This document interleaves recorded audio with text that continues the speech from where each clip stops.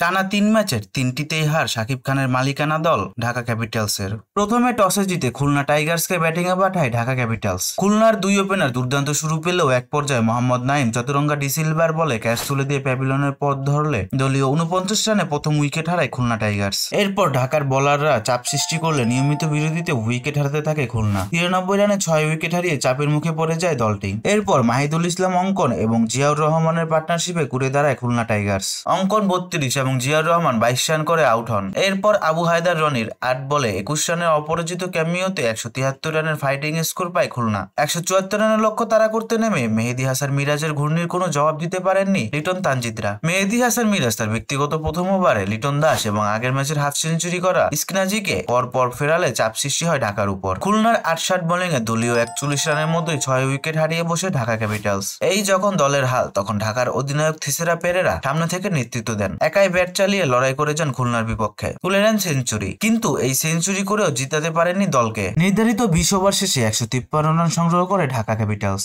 ২০ রানের জয় তুলে নিয়ে খুলনা টাইগার্স আছে এখন টেবিলের ২ নম্বরে, আর ঢাকার অবস্থান টেবিলের নিচের সারিতে। ৪ ওভারে মাত্র ৬ রান দিয়ে ৩ উইকেট শিকার করে প্লেয়ার অব দ্য ম্যাচ নির্বাচিত হন মেহেদী হাসান মিরাজ।